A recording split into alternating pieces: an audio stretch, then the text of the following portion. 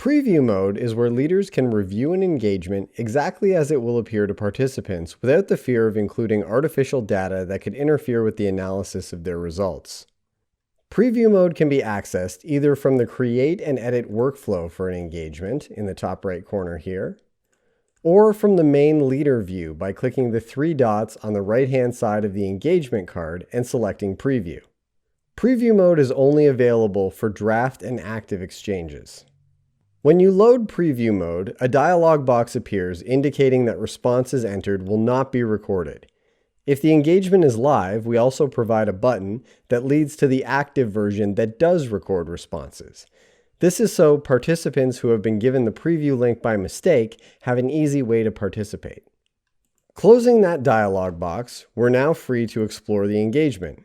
Again, things appear exactly as they will for participants, except that preview mode includes an obvious red banner at the top of the page, so you don't forget where you are. And that's all there is to it.